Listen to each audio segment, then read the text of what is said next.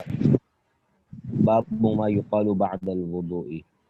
وبه قال حدثنا جعفر بن محمد بن عمران الثعلبي الكوفي قال حدثنا زيد بن حباب عن معاوية بن صالح عن ربيعة بن يزيد الدمشقي عن أبي إدريس الخولاني وأبي عثمان عن عمر بن الخطاب رضي الله تعالى عنه وعنهم قال قال رسول الله صلى الله عليه وسلم من توضأ فأحسن الوضوء ثم قال أشهد أن لا إله إلا الله وحده لا شريك له أشهد أن محمدا عبده ورسوله اللهم اجعلني من التوابين واجعلني من المتطهرين فتحت له 8 أبواب الجنة يدخل من أيها شاء.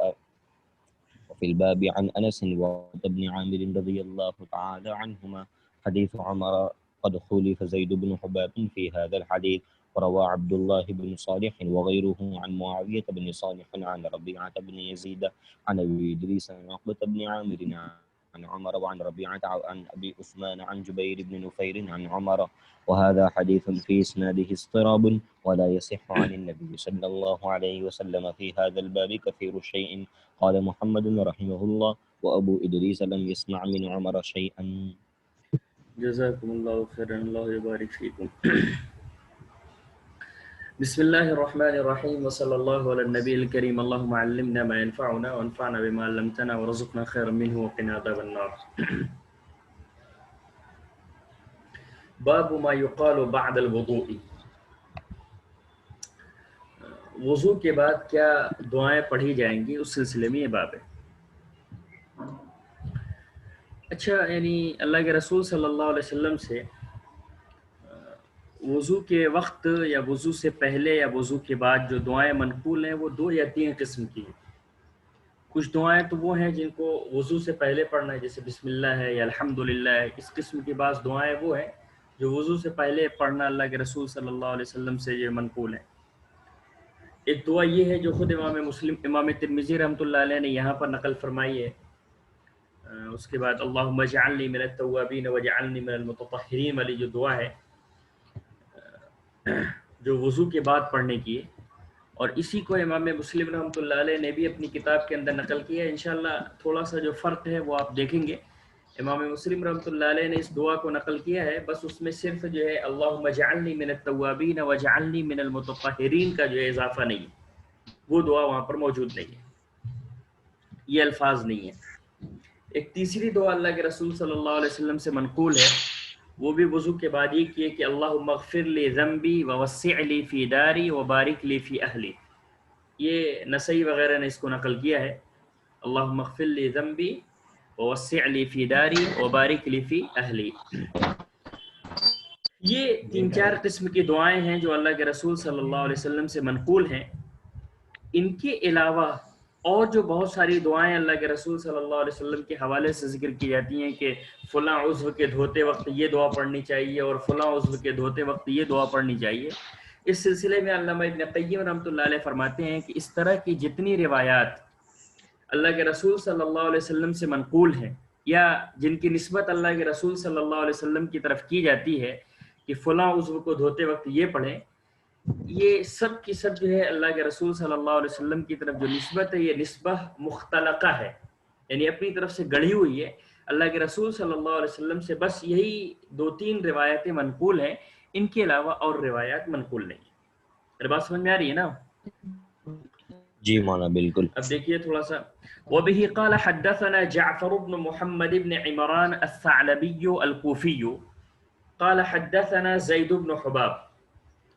یہ جو زید ابن حباب ہیں، ان سے جو روایت یہاں پر منقول ہے، اس روایت کے اندر راوی کے سلسلے میں تھوڑا سا اضطراب ہے۔ یہی روایت امام مسلم رحمۃ اللہ علیہ نے جو نقل کی ہے وہ تھوڑا سا دوسرے انداز سے، ابھی انشاءاللہ خود امام ترمذی رحمۃ اللہ علیہ بتائیں گے کہ یہ جو راوی کے درمیان یا راوی کے اندر جو اضطراب ہے وہ کس نوعیت کا اضطراب ہے اور وہ اضطراب کس طرح سے دور ہوتا ہے۔ ابھی تھوڑا سا آپ دیکھیے، یہاں پر آپ غور کیجئے کہ زید ابن حباب کے جو استاد ہیں وہ معاویہ ابن صالح ہیں، وہ نقل کرتے ہیں ربیعہ ابن یزید الدمشقی سے، وہ نقل کرتے ہیں ابو ادریس الخولانی اور ابو عثمان سے۔ یہاں اصل غور کرنے کی بات ہے کہ معاویہ ابن صالح کے جو استاد ہیں ربیعہ ابن یزید الدمشقی، وہ نقل کرتے ہیں دو لوگوں سے، ایک ابو ادریس الخولانی ہے اور دوسرے جو ہے ابو عثمان ہے، اور یہ دونوں حضرات جو ہے حضرت عمر ابن خطاب رضی اللہ تعالیٰ عنہ سے نقل کرتے ہیں. ٹھیک ہے، میرے بات سمجھ میں آ رہی ہے؟ جی مولانا. ابو ادریس جی بالکل خولانی مولانا. اور ابو عثمان کے درمیان اور حضرت عمر ابن خطاب رضی اللہ تعالیٰ عنہ کے درمیان کوئی واسطہ نہیں ہے، براہ راست یہ دونوں لوگ جو ہے جی حضرت عمر ابن خطاب رضی اللہ تعالیٰ عنہ سے نقل کرتے ہیں. اور وہ کیا ہے؟ کہتے ہیں قال رسول اللہ صلی اللہ علیہ وسلم من توضأ فأحسن الوضوء ثم قال اشهد ان لا اله الا الله وحده لا شريك له واشهد ان محمدا عبده ورسوله اللهم اجعلني من التوابين واجعلني من المتطهرين فتحت له 8 ابواب الجنة يدخل من ايها شاء. اصل میں یہ جو حضرت عمر ابن خطاب رضی اللہ تعالیٰ عنہ کی روایت ہے، یہاں پر مختصراً جو ہے امام ترمذی رحمۃ اللہ علیہ نے نقل کی ہے. امام مسلم رحمۃ اللہ علیہ نے کتاب الوضو کے اندر اس روایت کو پوری تفصیل کے ساتھ نقل کیا، اور اس میں یہ ہے کہ حضرت عقبہ ابن عامر رضی اللہ تعالیٰ عنہ وہ نقل کرتے ہیں کہ ہماری اور حضرت عمر رضی اللہ تعالیٰ عنہ دونوں لوگوں نے یہ طے کیا تھا کہ ہم لوگ ایک دن جو ہے اللہ کے رسول صلی اللہ علیہ وسلم کی خدمت میں جائیں گے، اور ایک دن جو ہے ہم لوگ اونٹ یا بکریاں چرائیں گے. جس دن حضرت عمر اللہ کے رسول صلی اللہ علیہ وسلم کی خدمت میں جاتے اس دن میں بکریاں چراتا اور اونٹ چراتا، اور جس دن میں اللہ کے رسول صلی اللہ علیہ وسلم کی خدمت میں جاتا اس دن جو ہے حضرت عمر رضی اللہ تعالیٰ عنہ اونٹ اور بکریاں چلاتے. اور پھر شام میں مجلس میں جو کچھ بھی ہوتا وہ سب جو ہے ایک دوسرے کو آ کر کے بتا دیا کرتے. کہتے ہیں کہ ایک دن کا واقعہ یہ حضرت عقبہ ابن عامر رضی اللہ تعالیٰ عنہ فرماتے ہیں کہ ایک دن کا واقعہ یہ ہے کہ میری جو ہے وہ اونٹ چرانے کی باری تھی، میں اونٹ چرا رہا تھا. حضرت عمر رضی اللہ تعالیٰ عنہ جو ہے وہ اللہ کے رسول صلی اللہ علیہ وسلم کی مجلس میں احادیث سننے کے لیے تشریف لے گئے تھے. اتفاق سے یہ ہوا کہ اس دن جو ہے میرا اونٹ میں اونٹ چرانے سے جلدی فارغ ہو گیا، جو کام وغیرہ تھا وہ میں نے جلدی مکمل کر لیا. تو میں نے چاہا کہ چلتے ہیں، وقت بچا ہوا ہے، اللہ کے رسول صلی اللہ علیہ وسلم کی مجلس میں جا کر کے میں حاضر ہو جاتا ہوں اور تھوڑا سا وہاں بھی جا کر کے استفادہ کر لیتا ہوں. میں جب گیا تو اللہ کے پیچھے بیٹھ گیا، جہاں پر مجھے جگہ ملی وہیں پر میں بیٹھ گیا مجلس میں. میں نے سنا کہ اللہ کے رسول صلی اللہ علیہ وسلم یہ ارشاد فرما رہے تھے کہ ما من مسلم يتوضأ فيحسن الوضوء ثم يصلي ركعتين مقبل عليهما بوجهه وقلبه، کہ اگر کوئی مسلمان یہ وضو کرتا ہے اور پھر اس کے بعد اچھی طرح سے وضو کرتا ہے اور پھر 2 رکعت نماز پڑھتا ہے، اور وہ 2 رکعت جو نماز وہ پڑھتا ہے وہ اس طرح سے پڑھتا ہے کہ اپنے دل اور اپنے چہرے دونوں سے جو وہ اپنی نماز کے اندر متوجہ رہتا ہے، تو پھر ایسی صورت میں اس کے لیے جنت طے ہو جاتی ہے، اس کے لیے جنت طے ہو جاتی ہے. میں نے یہ حدیث سنی تو مجھے بڑی اچھی لگی. اچانک بے اختیاری طور پر میری زبان سے نکل گیا ما اجود ہادی. کیا شاندار بات اللہ کے رسول صلی اللہ علیہ وسلم نے کہی ہے کہ ایک مختصر سا عمل ہے، آدمی اہتمام کے ساتھ وضو کرے اور وضو کرنے کے بعد 2 رکعت اہتمام کے ساتھ تحیۃ الوضو کی نیت سے نماز پڑھ لیتا ہے، تو پھر اس کے لیے جنت کے دروازے کھول دیے جاتے ہیں، اس کے لیے جنت طے ہو جاتی ہے، وجبت لہ الجنہ، تو اس کے لیے جنت یہ واجب ہو جاتی ہے. تو جب میری زبان سے ما اجود ہادی کا جب جملہ نکلا تو فاذا هو قائل یقول، تو میں نے اچانک دیکھا کہ ایک کہنے والا کہہ رہا ہے کہ الذی قبل هذا كانت اجود من هذه، کہ اس سے ابھی تو آپ تھوڑی دیر میں آئے ہو، اس سے پہلے جو اللہ کے رسول صلی اللہ علیہ وسلم نے بات بتائی وہ اس سے بھی کہیں زیادہ بہتر تھی. تو میں نے کہا وہ بات کیا تھی؟ تو پھر حضرت عمر رضی اللہ تعالیٰ عنہ نے یہ بات بتائی کہ اگر کسی شخص نے وضو کیا اور وضو کرنے کے بعد اچھی طرح سے وضو کرنے کے بعد یہ دعا پڑھی اشہد ان لا الہ الا اللہ وحدہ لا شریک لہ واشہد ان محمدا عبدہ ورسولہ اللہم اجعلنی من التوابین واجعلنی من المتطہرین فتحت لہ 8 ابواب الجنۃ حیث شاء او يدخل من ایہا شاء، کہ اگر کوئی شخص وضو کرنے کے بعد اس دعا کو پڑھ لیتا ہے تو پھر اس کے بعد جنت کے 8 دروازے اس کے لیے کھول دیے جاتے ہیں، وہ جس دروازے سے داخل ہونا چاہے جنت میں داخل ہو جائے. اب تھوڑا سا آپ غور کیجئے کہ اصلاً یہ جو روایت ہے یہ روایت حضرت عمر ابن خطاب رضی اللہ تعالیٰ عنہ نے براہ راست اللہ کے رسول صلی اللہ علیہ وسلم سے سنی ہے. حضرت عقبہ ابن عامر رضی اللہ تعالیٰ عنہ نے اس روایت کو براہ راست اللہ کے رسول صلی اللہ علیہ وسلم سے نہیں سنا، بلکہ حضرت عمر رضی اللہ تعالیٰ عنہ کے حوالے سے سنا ہے. ایک بات یہاں پر یہ ہوئی. دوسری بات ہے کہ یہاں پر جو یہ ذکر ہے کہ ابو ادریس خولانی اور دوسرے ابو عثمان، ان دونوں حضرات نے براہ راست حضرت عمر ابن خطاب رضی اللہ تعالیٰ عنہ سے اس روایت کو سنا ہے۔ امام ترمذی رحمۃ اللہ علیہ نے بھی بیان کیا ہے یہاں پر، اور مسلم کے اندر جو سند ہے وہ دوسرے انداز کی ہے، اور امام نووی رحمۃ اللہ علیہ نے مسلم کی سند کے اندر بھی یہ بات نقل کی ہے کہ بات دراصل یہ ہے کہ ابو ادریس خولانی کا براہ راست حضرت عمر ابن خطاب رضی اللہ تعالیٰ عنہ سے سما ثابت ہے ہی نہیں۔ ابو ادریس خولانی کا براہ راست جو ہے حضرت عمر ابن خطاب رضی اللہ تعالیٰ عنہ سے سما ثابت نہیں، اور اسی طرح سے جو ہے ابو عثمان کا بھی براہ راست اس روایت میں حضرت عمر ابن خطاب رضی اللہ تعالیٰ عنہ سے سما ثابت نہیں ہے۔ لہذا ابو ادریس خولانی اور عمر ابن خطاب رضی اللہ تعالیٰ عنہ کے درمیان ایک واسطہ ہے، اور ابو عثمان اور عمر ابن خطاب رضی اللہ تعالیٰ عنہ کے درمیان ایک واسطہ ہے۔ ابو ادریس خولانی اور عمر ابن خطاب رضی اللہ تعالیٰ عنہ کے درمیان جو واسطہ ہے وہ ہے عقبہ ابن عامر کا۔ کیا ہے وہ؟ عقبہ ابن عامر کا۔ ابو ادریس خولانی اور عمر ابن خطاب رضی اللہ تعالیٰ عنہ کے درمیان جو واسطہ ہے وہ حضرت عقبہ ابن عامر کا واسطہ ہے، اور ابو عثمان اور عمر ابن خطاب کے درمیان جو واسطہ ہے وہ جبیر ابن نفیر کا ہے، وہ جبیر ابن نفیر کا ہے۔ جی گویا کہ زید ابن حباب سے یہاں پر چوک ہوئی، اور وہ چوک یہ ہوئی کہ انہوں نے ابو ادریس خولانی اور ابو عثمان ان دونوں سے روایت کو بغیر کسی واسطے کے براہ راست حضرت عمر رضی اللہ تعالیٰ عنہ کے حوالے سے نقل کر دیا۔ یہ جو ہے یہاں پر چوک ہے۔ ابھی آپ دیکھیے تھوڑا سا، اب جب آپ یعنی سند کو دیکھیں گے تو سمجھ میں آئے گی آپ کو بات۔ بہرحال عمر بن خطاب، بولو۔ وہ آپ نے جو بتایا کہ ہر عضو کا کی جو دعا ہے وہ مختلقہ ہے، اس کا مطلب کیا؟ یعنی صحیح حدیث سے نہیں ہے کیا؟ نہیں، اس کے تعلق سے کوئی روایت صحیح نہیں ہے، اور تھوڑا سا ابن قیم اور ابن تیمیہ رحمۃ اللہ علیہ میں یہ تھوڑا تو پھر کیسے مشہور ہو گئی اس طرح؟ اور ارے بھائی اسلاف کے تعلق سے بھی تو مشہور ہوتی ہے نا، اس میں اللہ کے رسول کی طرف نسبت یہ مختلف ہے۔ ان کا کہنا یہ ہے کہ اللہ کے رسول صلی اللہ علیہ وسلم، بھائی ایسے تو آپ جو ہے وہ ہر روز کو دھوتے وقت کچھ نہ کچھ پڑھیے، تو یہ اسلاف سے منقول ہے، لیکن روایات سے ان کا ثبوت نہیں ہے، یہ بتانا چاہ رہے ہیں۔ بات سمجھ میں آ رہی ہے؟ ہلو جی ہاں، آواز کٹ گئی تھی۔ اب آ رہی ہے؟ جی جی ہاں، دیکھیے کیا کہہ رہے ہیں حضرت عمر ابن خطاب رضی اللہ تعالیٰ عنہ سے منقول ہے، فرماتے ہیں کہ اللہ کے رسول صلی اللہ علیہ وسلم نے ارشاد فرمایا، من توضأ فاحسن الوضوء، کہ جس شخص نے وضو کیا اور پھر اچھی طرح سے وضو کیا، ثم قال، اور پھر وضو سے فارغ ہونے کے بعد اس نے یہ دعا پڑھی، اشہد ان لا الہ الا اللہ وحدہ لا شریک لہ واشہد ان محمدا عبدہ ورسولہ اللہم اجعلنی من التوابین واجعلنی من المتطہرین۔ مسلم میں یہ جو روایت منقول ہے، یہ دعا جو منقول ہے، اس میں اللہم اجعلنی من التوابین واجعلنی من المتطہرین کا اضافہ نہیں ہے۔ فتحت لہ ثمانیۃ ابواب الجنت یدخل من ایہا شاء، اس کے لیے جنت کے 8 دروازے کھول دیے جاتے ہیں، وہ جس دروازے سے چاہے جنت میں داخل ہو جائے۔ اس کے بعد امام ترمذی رحمۃ اللہ علیہ فرماتے ہیں کہ اس باب میں حضرت انس کی بھی روایت ہے اور حضرت عقبہ ابن عامر رضی اللہ تعالیٰ عنہ کی بھی روایت ہے۔ اس کے بعد کہتے ہیں کہ حدیث عمر قد خولف زید بن حباب فی هذا الحدیث، وہی جو ہم نے سند کے اندر کہا تھا کہ زید بن حباب سے جو چوک ہوئی ہے، اس کو یہاں پر امام ترمذی رحمۃ اللہ علیہ بیان فرما رہے ہیں کہ حدیث عمر رضی اللہ تعالیٰ عنہ جو یہاں پر منقول ہے، اس میں زید ابن حباب کی مخالفت کی گئی ہے۔ قد خولف زید بن حباب فی هذا الحدیث، اس حدیث میں زید ابن حباب کی مخالفت کی گئی ہے، اور وہ مخالفت کیسے ہے؟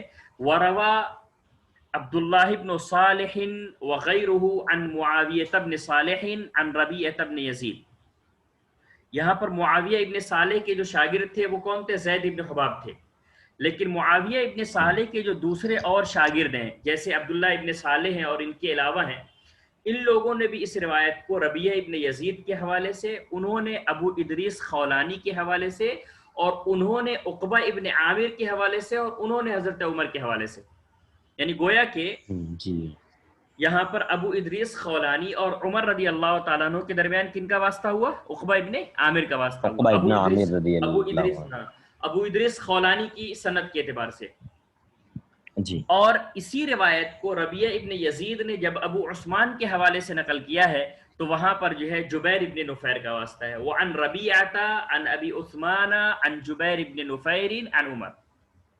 بس جی خلاصہ یہ نکلا، اس مخالفت کا خلاصہ یہ نکلا کہ زید ابن حباب نے ربیہ ابن یزید کے دونوں اساتذہ ابو ادریس اور ابو عثمان، ان دونوں سے جب یہ روایت نقل کی ہے تو حضرت عمر رضی اللہ تعالیٰ عنہ سے براہ راست اس روایت کو نقل کر دیا، لیکن زید ابن حباب کے علاوہ جو دوسرے اور معاویہ ابن صالح کے شاگرد ہیں انہوں نے ربیہ ابن یزید کی اس روایت کو جب ابو ادریس خولانی کے حوالے سے نقل کیا ہے تو وہاں پر عقبہ ابن عامر کا واسطہ منقول ہے، اور جب ابو عثمان کے حوالے سے اس روایت کو نقل کیا ہے تو وہاں پر جبیر ابن نفیر کا واسطہ موجود ہے، اور یہی روایت صحیح ہے جس میں واسطے موجود ہیں.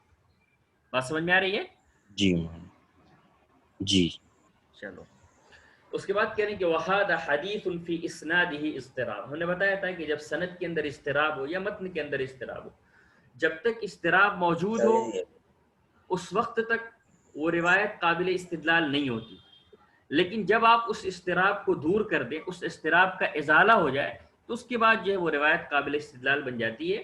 یہاں پر بھی ہم نے کہا کہ چونکہ یہ اضطراب رفع ہو گیا اس طور پر کہ ابو ادریس خولانی اور عمر کے درمیان جو عقبہ ابن عامر کا واسطہ ہے اور ابو عثمان اور عمر کے درمیان جبیر ابن نفیر کا واسطہ ہے، لہذا اب اضطراب دور ہو جانے کی وجہ سے یہ روایت قابل استدلال ہو گئی، اسی لیے اس کو جو ہے امام مسلم رحمۃ اللہ علیہ نے اپنی کتاب کے اندر جگہ دی ہے.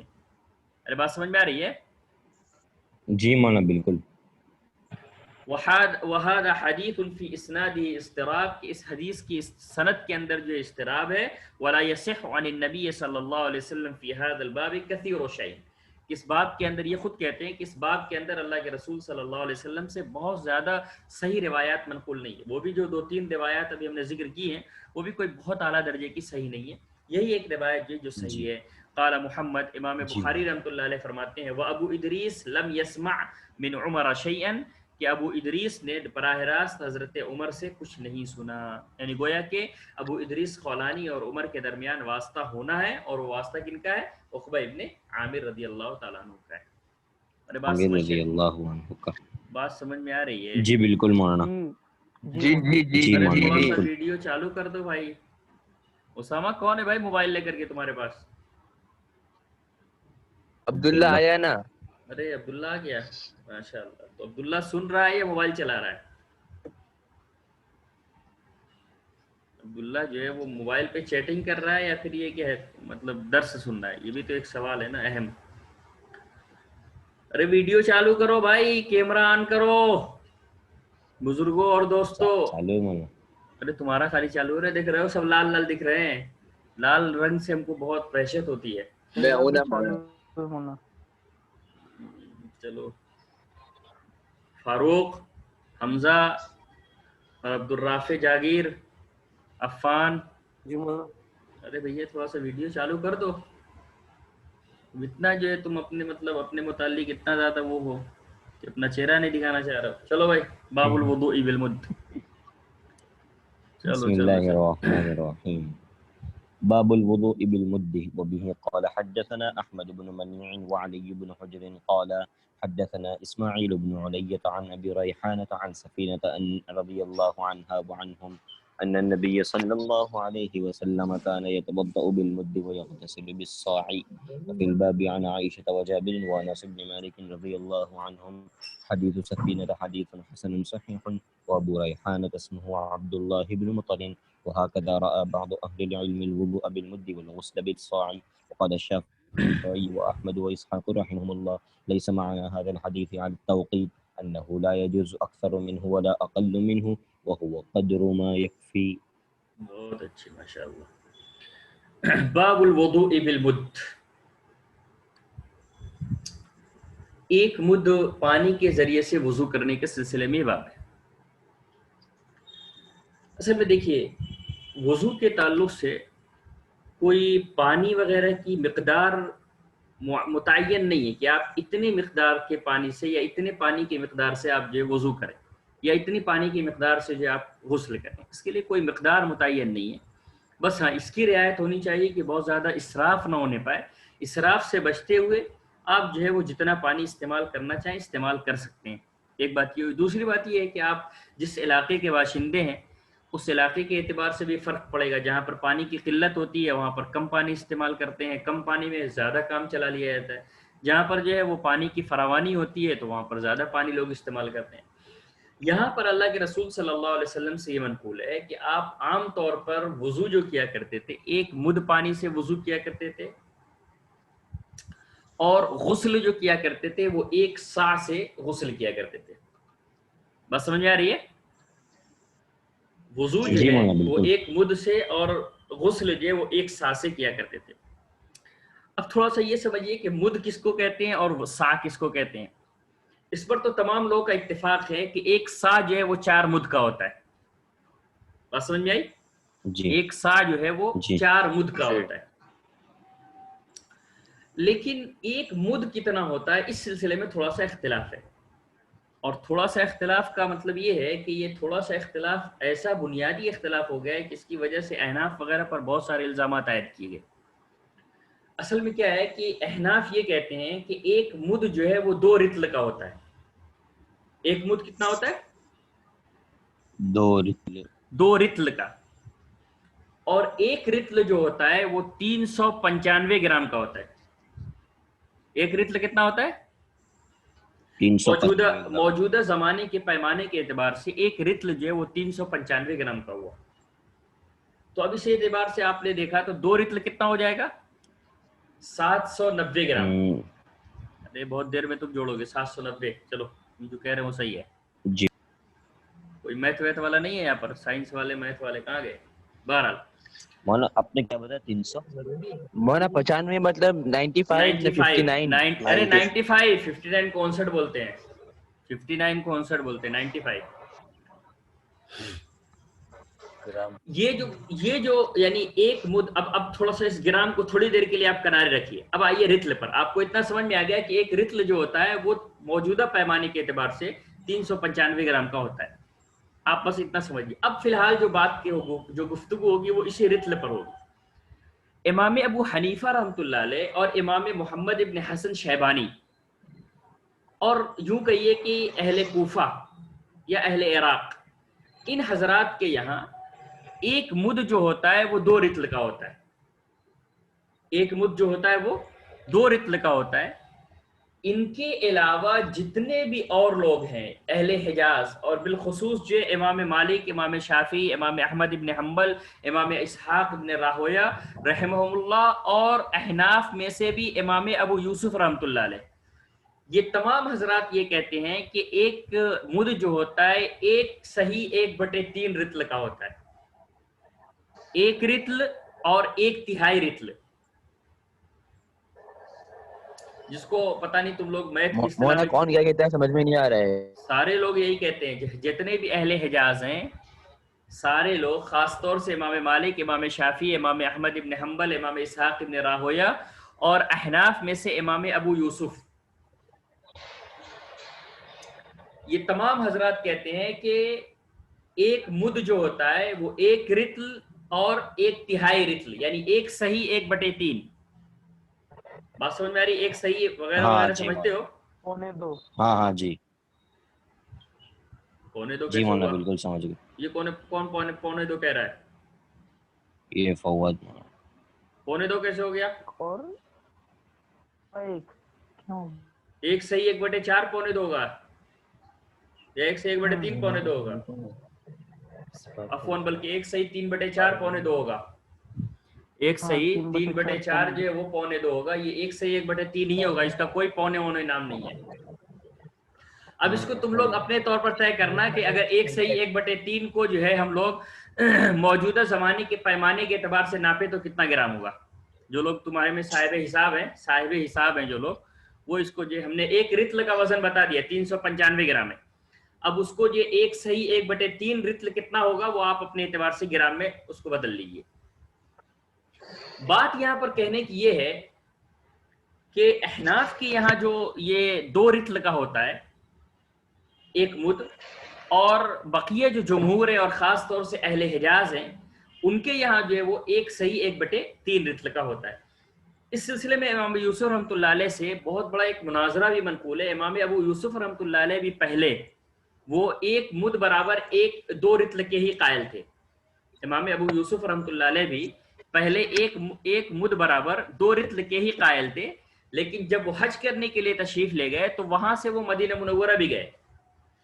وہاں جو حضرت ابو یوسف رحمۃ اللہ علیہ نے یہ کہا کہ میں ایک مسئلے پر جو ہے یہاں کے جتنے بھی بڑے بڑے فقہاء ہیں ان سے جو گفتگو کرنا چاہتا ہوں، اور میں یہ چاہتا ہوں کہ تحقیقی گفتگو ہو اور ہم لوگ یہ کسی صحیح نتیجے پر پہنچے. یہ اختلاف کب تک رہے گا کہ اہل عراق جو ہے وہ ایک مد برابر دو رطل کہتے ہیں، اور اہل حجاز جو ہے وہ جی ہاں، اور اہل حجاز جو ہے وہ اس کو ایک صحیح 1/3 رطل کہتے ہیں. بالخصوص جو امام ابو یوسف رحمۃ اللہ علیہ کا امام مالک رحمۃ اللہ علیہ سے اس سلسلے میں جو ہے وہ بہت اچھا تحقیقی اور علمی جو ہے مباحثہ ہوا، اور امام مالک رحمۃ اللہ علیہ نے کہا کہ آپ ٹھہریے، میں کیا کرتا ہوں کہ آپ کو اس کی تحقیق بتاتا ہوں. کل جو ہے ہم یعنی مدینہ منورہ میں ٹہلیں گے، گھومیں گے اور لوگوں سے پوچھیں گے، کیونکہ اس وقت عام طور پر جو لوگ تھے وہ صحابہ کرام کے یا تو یہ کہ اولاد تھے یا ان کے پوتے تھے. ہم ان سے پوچھیں گے کہ صحابہ کرام کے پاس جو مد تھا وہ کتنے رطل کا ہوتا تھا. تقریباً جو ہے سارے لوگ اس وقت جو اپنا اپنا مد لے کر کے آئے. تو حضرت ابو یوسف رحمۃ اللہ علیہ کہتے کہ میں نے سارے لوگوں کے مد کو جب ناپا تب جو ہے وہ ایک صحیح 1/3 رطل کا نکلا. اس کے بعد کہتے ہیں امام ابو یوسف رحمۃ اللہ علیہ کہ میں نے جو اپنے قول سے رجوع کر لیا اور میں بھی اسی کا قائل ہو گیا کہ ایک مد جو ہوتا ہے وہ ایک صحیح 1/3 رطل کا ہوتا ہے. جی احناف کی جو دلیل ہے وہ بعض روایات ہیں جس کے اندر یہ بات کہی گئی ہے، جیسے ایک روایت ہے غالباً جو نسائی وغیرہ کی. اسامہ کیوں گفتگو کر رہے ہو؟ اسامہ جی جی کیوں باتیں کر رہے ہو؟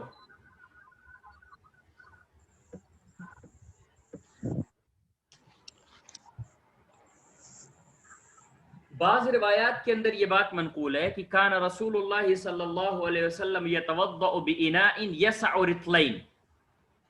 کان رسول اللہ صلی اللہ علیہ وسلم یتوضأ بإناء یسع رطلین، کہ اللہ کے رسول صلی اللہ علیہ وسلم ایک ایسے برتن سے وضو فرمایا کرتے تھے جس کے اندر جو ہے وہ 2 رطل پانی آتا تھا.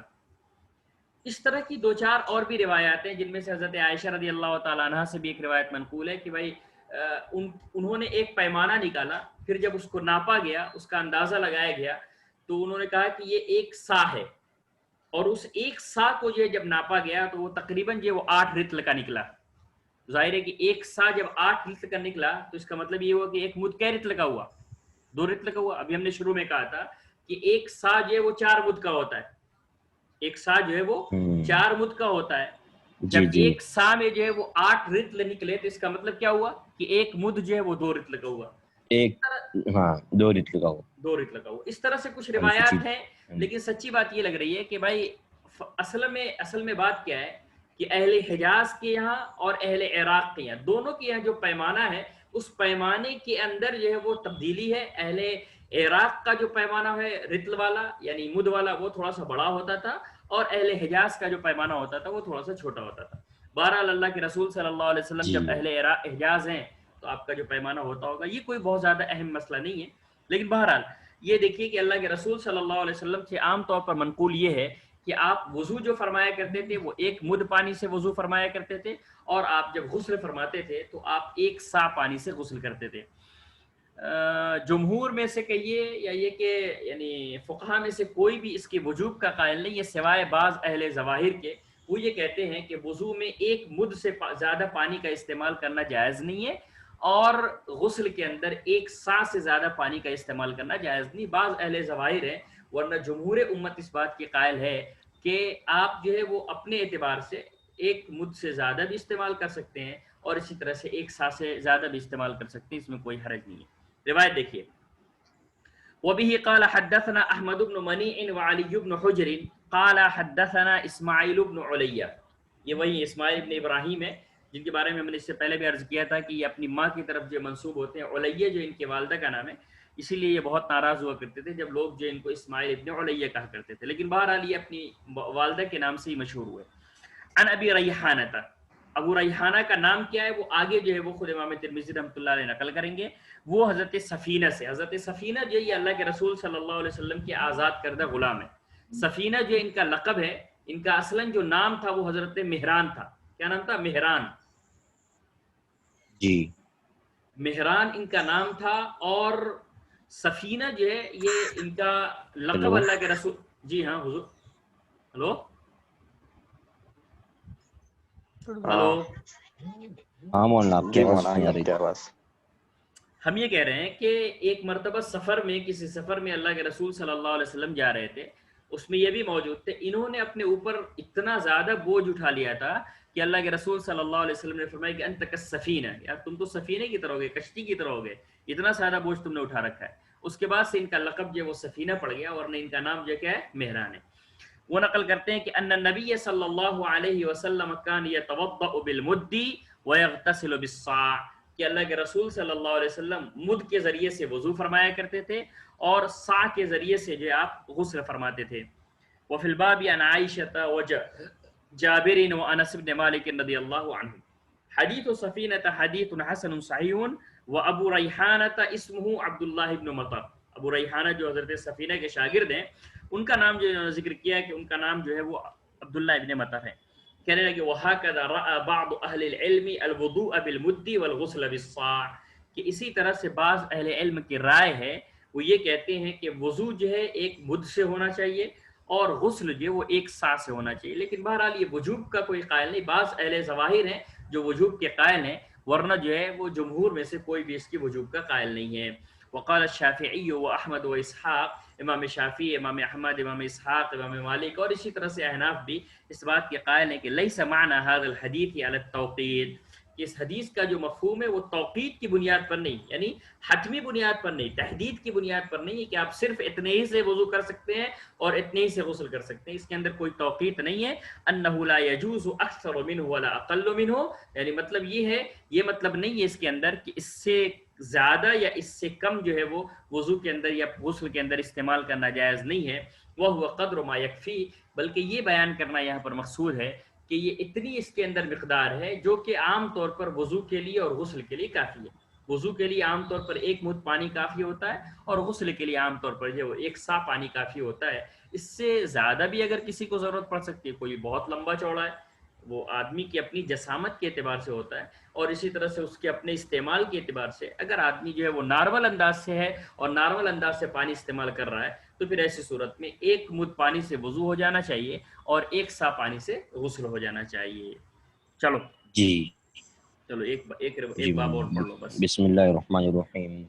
باب کراہیت الاسراف فی الماء. وبه قال حدثنا محمد بن بشار قال حدثنا ابو داود الطیالسی قال حدثنا خالد بن مصعب عن يونس بن عبيد عن الحسن عن عتي بن زمرة السعدي عن أبي بن كعب رضي الله عنه وعنهم عن النبي صلى الله عليه وسلم قال إن للوضوء شيطانا يقه الولهان فاتقوا وسواس الماء. وفي الباب عن عبد الله بن عمرو وعبد الله بن مغفل رضي الله عنهما.